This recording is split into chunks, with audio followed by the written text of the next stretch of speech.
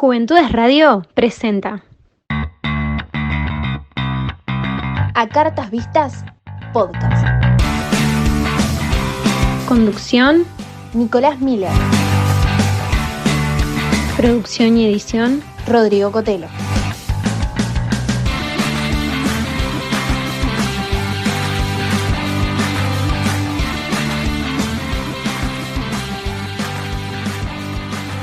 Muy pero muy buenas a todos, a todas. Esta es una nueva entrega de A Cartas Vistas. Estamos en este momento a punto de empezar la tercera entrega de este podcast de historia a cargo del profesor Daniel Pelúas, a quien voy a saludar y ya le voy a dar la palabra. Buenos días, Daniel, ¿cómo andás? Buenas tardes, Nicolás, un gusto y poder continuar con esta serie de encuentros para podernos entender en lo que es un poco la historia reciente de nuestro país. Muy bien, habíamos quedado, ahí va eso, hacenos un reconto bien pequeño de dónde nos habíamos quedado en la entrega anterior y ya arrancamos con esta. La anterior entrega fue ver un poco cómo el Uruguay en los años 50 se venía desmoronando a partir del año 55-56 su modelo económico, que fue generando una crisis económica, y como forma capaz de salir de esa crisis viene un cambio en la conducción del gobierno, que es el triunfo del Partido Nacional después de 93 años que no estaba ejerciendo el poder ejecutivo del país. Acá arrancamos hoy, en ese cambio que la ciudadanía uruguaya propuso para ver si se podía revertir la mala situación económica que transitaba Uruguay. Con esa perspectiva, el Partido Nacional llega con los mejores augurios de poder hacer frente al cambio de la crisis, y en esa mirada es que aparece una ley llamada la Ley de Reforma Cambiaria y Monetaria, realizada por el ministro de Economía de ese momento, el contador Eduardo Assini. Pero tenemos que volver a entender esto en el contexto internacional que nos estamos moviendo. La crisis económica, se busca una solución, y un poco la matriz que tiene el Partido Nacional, el herrerismo, es esa matriz neoliberal, en contraposición a la matriz que tenía el vallismo, que es una fuerte visión sobre el Estado, el estatismo, y la industrialización y el proceso ISI que se estaba viviendo. Para llegar a eso, el Partido Nacional también tiene un acuerdo, como lo había tenido anteriormente el Partido Colorado, con el Fondo Monetario Internacional. Y algunas recomendaciones que propone el fondo capaz son contraproducentes con la situación que estaba viviendo el Uruguay. Estaba diciendo que el Estado en cierta forma tenía que reducirse, que el Estado tenía que dejar de subvencionar algunas cosas. Las recomendaciones que puede estar haciendo el Fondo Monetario Internacional al gobierno tiene que ver con los lineamientos generales que se daban para América Latina: achicar el Estado, que el Estado pueda ser menos abarcativo, en contraposición a lo que era el Estado vallista. Claro. Y sacar las subvenciones que estaba teniendo en el vallismo, ahora no lo va a tener. Eso va a encarecer el costo de vida. También va a proponer, sugiere, mejor dicho, más que proponer, es una sugerencia, liberar las exportaciones a importaciones. Y el modelo anterior hablaba de un control de las importaciones. Y el tercero, dejar la cotización del dólar libre. Todo esto, y es llevando a la práctica parte de estos principios a la Ley de Reforma Cambiaria y Monetaria, generó un crecimiento en la inflación, generó que la balanza comercial fuera más desfavorable, crecieran mucho más las importaciones que las exportaciones, que se devaluara nuestro peso. Por lo tanto, la crisis en realidad se está agudizando. Y seguimos avanzando en los años 60, a una crisis económica se le va a sumar, a empezar a sentirse los síntomas de una crisis social. En el año 62 nuevamente se le da el triunfo al Partido Nacional para conducir el país, pero con otra fracción del Partido Nacional, que es la UBD, Unión Blanca Democrática, y no el herrerismo, que tampoco va a encontrar el camino porque la situación social de América Latina y el Uruguay venía complicándose. En el contexto internacional, como hablamos de la economía, hablemos en lo social. No nos olvidemos que se había producido a fines de los años 50 el triunfo de la Revolución Cubana. Y ahora había como un gran anhelo poder exportar esa Revolución Cubana a la América continental. Dentro del marco de la Guerra Fría, el bloque comunista y el bloque capitalista seguían en pugna dentro de América. Y es así que van a aparecer estos movimientos guerrilleros, fines de los 50, 58, 59, pero los 60 y los 70 se van a hacer más populares. Mucho más populares. Que no va a haber país en América Latina que no se libre de esto, con esa visión de poder exportar el triunfo de la Revolución Cubana. Colombia, bueno, tenemos el más tradicional es la FARC, que ahora en estos momentos de vuelta está apareciendo en el tapete. El MIR-19. En Argentina, bueno, el clásico Montonero, pero tenías, Resistencia Peronista, Descamisados, Grupo Popular de Liberación. Más de 20 grupos chicos podían estar en Argentina. Paraguay, en el año 59 también, Movimiento 14 de Marzo.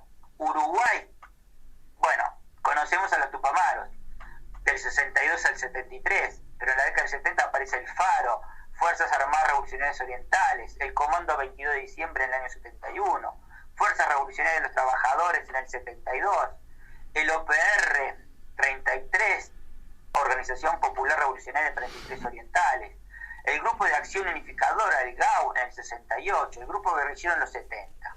Perú, bueno, tenemos el Ejército de Liberación Nacional, tenemos el Puerto Maldonado. En Venezuela, Ejército de Liberación Nacional. Ecuador, Movimiento de Izquierda Revolucionaria. Brasil, Ala Roja, Acción Liberadora Nacional. En Chile, el Movimiento de Izquierda Revolucionaria, el MIR. En Bolivia, el Ejército de Liberación Nacional. Como vemos, toda América Latina estaba en evolución guerrillera por esa situación que no solo era el Uruguay, la crisis económica y social. Por lo tanto, lo que está transcurriendo en esta década de los 60 va más allá de lo político y de lo económico, sino que había un grave trasfondo social a solucionar, que muchos optaron por el camino de la solución de la vía armada. Muy bien lo dice el MLN, ¿no?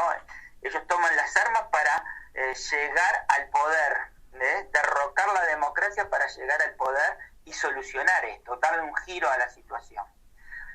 Siempre a través, siempre con la toma de armas como vía, ¿no? Como no excusa, sino como vía de... Sí, el camino para llegar al poder no eran las urnas, sino las armas. Bien.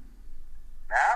En ese ambiente donde el sistema político no daba pie en bola, no encontraba la solución para la crisis económica y la crisis social, se entendió que el mal de esta situación la tenía la Constitución. No nos olvidemos que estamos hablando de una Constitución que surgió en 1952, que establecía un colegiado como poder ejecutivo. Entonces se va a una reforma en el 66, una gran cantidad de propuestas de reforma, se conocen por los colores de la boleta. Estaba la gris, estaba la rosada, estaba la celeste y está la naranja, que es la que va a triunfar, que es una reunión de sectores del Partido Colorado y Partido Nacional, donde volvemos al presidencialismo, es decir, el poder ejecutivo unipersonal.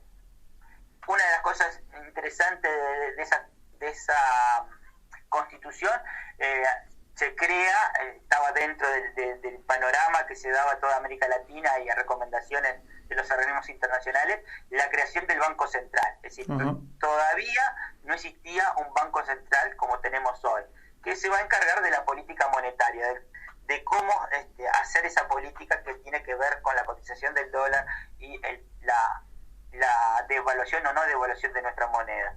Es uno de los organismos económicos que hay que atender.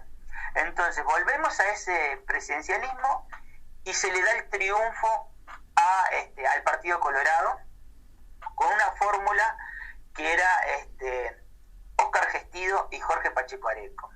Una fórmula presidencial, por un lado, Ya pusiste dos nombres ahí, por nada que te corte, Daniel. Ya pusiste dos nombres ahí que ya en el imaginario popular o en la creencia más popular también ya tienen su peso, ¿no? Con el tema que vamos a... nombres que son más conocidos para la generación tuya, por ejemplo. Claro. Que suenan por ahí, pero a veces capaz nos cuesta ubicar. Exacto. Óscar Gestido era un militar retirado que lamentablemente va a fallecer a menos de un año de su mandato y va a sustituirlo el vicepresidente, que es Jorge Pacheco Areco. Anécdotas de cómo se formó la fórmula, hay de todo tipo. Porque Pacheco Areco no era un personaje en el momento de la primera línea del Partido Colorado. Claro. Se dice que a varios le ofrecieron la vicepresidencia, entre ellos, por ejemplo, a Jorge Valle, entre ellos a Germán Michelini, que todavía estaba dentro del Partido Colorado. Claro. Y bueno, parece ser que agotados ahí en las conversaciones, bueno, el primero que entre a la puerta es quién va a ser el vicepresidente. Aparece Pacheco ahí, bueno, es parte del folclore, ¿no? Sí. Que se da para la época. Bueno, Pacheco, una vez que se produce el fallecimiento de Gestido, como que te recomienda que vaya a tomar rápidamente el cargo de presidente de la República, porque si no lo iban a dejar. Él tiene, para los abuelos, todavía recordarán, antes era muy querido Pacheco en el concepto de los veteranos, de los jubilados, porque una de las cosas que se va a acordar de la gestión de Pacheco es que Pacheco congeló los precios y salarios. ¿Qué pasa? Durante el periodo subían los precios y subían los salarios. El proceso inflacionario hacía que constantemente subieran precios y atrás vinieran los salarios. Pero recordemos que cuando se da el congelamiento de precio y salario por decreto de Pacheco, ya habían subido los precios, pero no habían subido los salarios. Pero congeló y quedó por un largo tiempo en esa situación de stand-by, precios y salarios, y los jubilados se acuerdan de esa situación de que se vivió con Pacheco. Pero no solo eso, sino que viene el trasfondo de lo que estaba pasando con la guerrilla. A Pacheco se le acusa de ser un hombre de gobernar por decreto. Gobierna, sí, por decreto, dentro de las facultades que le daba la Constitución. Muchas veces uno de los errores que se cae es decir, bueno, Pacheco era de la dictadura. No, claro. Pacheco todavía era un gobernante de la democracia, electo en una fórmula presidencial, que tomó medidas de represión, sí, también, porque la Constitución, las medidas prontas de seguridad estaban dentro de la Constitución. Es verdad que también esas medidas prontas de seguridad tienen que ir al Parlamento, y el Parlamento discute, las aprueba o no las aprueba. Mientras tanto, las medidas se aplicaban. El Parlamento se las rechazaba y Pacheco nuevamente hacía otras medidas y se las mandaba. Y en el interín iba gobernando de esa forma. Claro. No se apartó de la Constitución. No. Aclaro porque, bueno, más allá que ya cuando estamos en estos tiempos y se va a juzgar a los que violaron la Constitución, él ya había fallecido, pero en ningún momento se habló de su presencia como violación de la Constitución bajo su mandato. Esa es la situación que se está viviendo, y nos acercamos a una elección del año 71 y aparece un fenómeno nuevo. Aparece el fenómeno de la creación del Frente Amplio en febrero del 71. Sin duda que su irrupción en el marco electoral uruguayo fue un fenómeno, porque surge en febrero y en noviembre del 71 se transforma en el tercer partido más votado. Claro. ¿Qué pasaba? Durante todo el siglo XX hasta esa fecha, blancos y colorados se disputaban el 90% de los votos del Uruguay. El otro 10% se repartían en los mal llamados partidos de ideas, se les llamó en su momento. La Unión Cívica, el Partido Socialista, el Partido Comunista, también estaba, por ejemplo, el FIDEL, el Frente de Liberación de Izquierda. Partidos menores que no lograban pasar la barrera de un dígito. ¿Ah? Entonces, el Frente Amplio, cuando se presenta en esa elección, logra el 18%.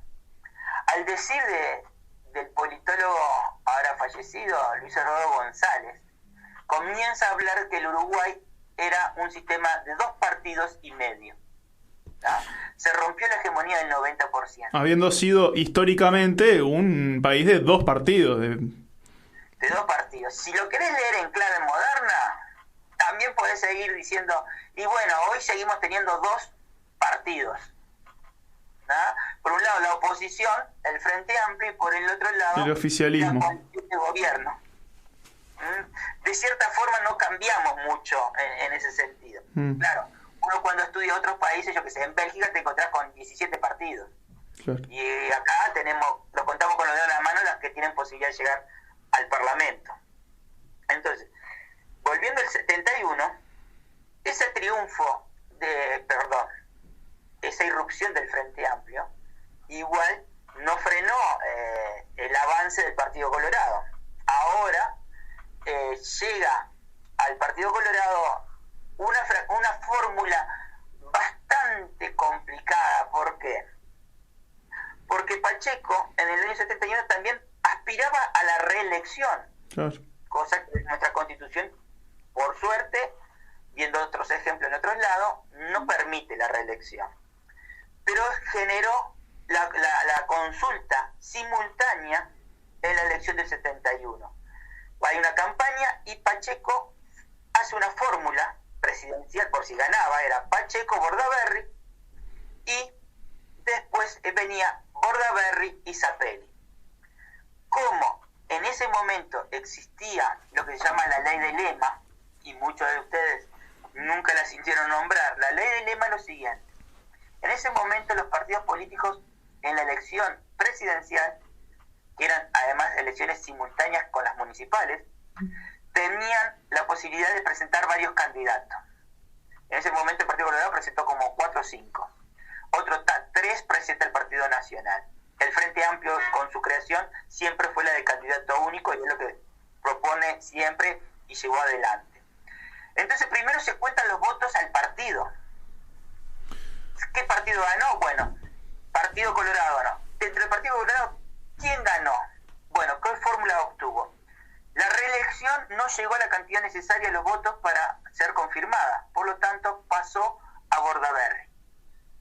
Y la paradoja de todo esto es que la fórmula presidencial más votada no estaba en el Partido Colorado, estaba en el Partido Nacional.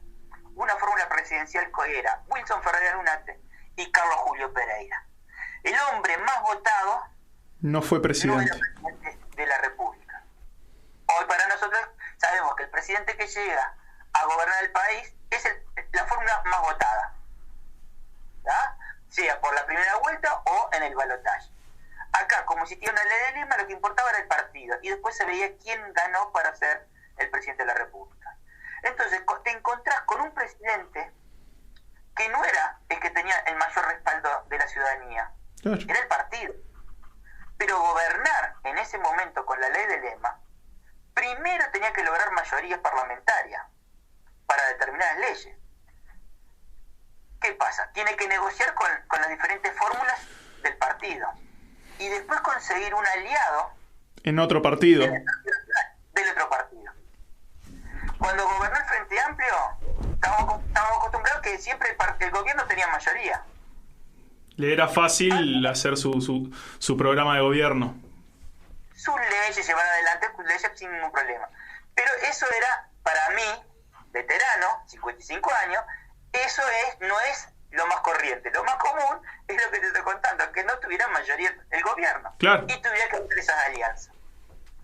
Son alianzas muy débiles, que muchas veces se rompen antes de llegar al final del mandato, porque hay que desprenderse y no quedar heredero de las malas o buenas acciones del gobierno. Pero ¿qué pasa? Las alianzas, tanto partidarias dentro del Partido Colorado como fuera del Partido Colorado con el Partido Nacional, se van a romper rápidamente. y va a haber un presidente, Bordaberry, que se va a encontrar sin apoyo político en el momento que se va a dar el golpe de Estado. El golpe de Estado es en junio, pero hay una previa que la vamos a tratar de encauzar y entender en el próximo encuentro, porque ahí es donde comienza el golpe de Estado. Después entenderemos por qué decimos que hay un antes y un después al 27 de junio. Pero justamente tiene que ver con esta debilidad que se encontró Bordaberry en el momento de la elección y el intento de gobernar como presidente. Muy bien. Por aquí es un poco dejar enganchado para en el último encuentro entender por qué se produce el golpe de Estado de junio del 73.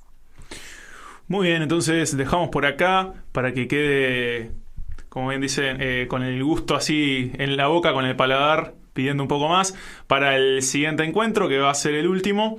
Ya vamos a meternos de lleno en lo que fue el golpe de Estado en nuestro país de 1973.